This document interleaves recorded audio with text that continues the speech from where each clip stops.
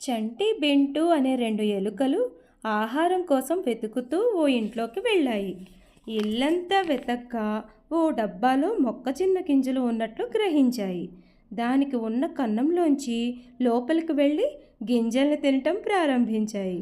కాసేపటికి చంటి, అమ్మయ్య, ఈ రోజుకి ఆకలి తీరింది కదా, ఇక వెళ్దాం అని బెంటుతో అంది. ఇంతకు ముందు మనం తిండి దొరక్క ఎంత ఇబ్బంది పడ్డాము, ఇప్పుడేమో వెళ్ళిపోదాం అంటున్నావు. నేను ఇంకా తింటాను, అప్పుడే రాను, నువ్వు వెళ్తే వెళ్ళు అంది బింటు. చంటి ఏదో చెప్పపోయినా బింటు వినిపించుకోలేదు. దాంతో అక్కడి నుంచి వెళ్ళిపోయింది. అది పిచ్చిది, మంచి అవకాశాన్ని వదులుకుంది అనుకుంది బింటు. రోజంతా అలా తింటూనే ఉంది. పొట్ట నిండి లావయ్యింది. హుష్, ఇక చాలు, పొట్ట పగిలిపోయేలా ఉంది అనుకుంది. డబ్బాలోంచి బయటికి వద్దామనుకుంటే ఆ కన్నంలోంచి తల మాత్రమే బయటకు వచ్చింది. పోని దాన్ని పెద్దది చేద్దామంటే అది ఇనుప డబ్బా.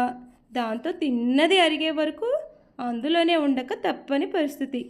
కానీ ఈలోగా ఇంట్లో వాళ్ళు వచ్చి ఎక్కడ తనను గుర్తిస్తారో అని ప్రాణభయంతో గడిపింది. భయపడినట్లుగానే కాసేపటికి ఆ ఇంటావిడ వచ్చి డబ్బాను తెరిచింది. మామూలుగా అయితే బెంటు తుర్రున పారిపోయేది. కానీ బాగా తినటంతో వేగంగా కదలలేకపోయింది. దీంతో ఆ ఇంటావిడ చీపురుతో చావబాదింది.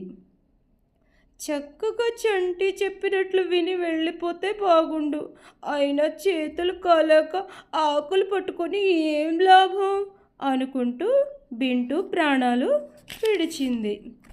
పిల్లలు, అత్యాశ ఫలితం ఇలానే ఉంటుంది. మనకు ఎంత కావాలో, ఏమి కావాలో అది తీసుకుంటే ఆనందంగా ఉంటాం. అంతకు మించి తీసుకుంటే అతి సర్వత్రా వర్జయేత్, అతి ఎప్పుడు మంచిది కాదు. అత్యాశ, అతి కామం, అతి తిండి, అతి నిద్ర, అతి దానం వలన రావణుడు, కుంభకర్ణుడు, బలిచక్రవర్తి, దుర్యోధనుడు ఏమయ్యారో మనకు తెలుసు కదా. Like, share, subscribe. Okay, bye.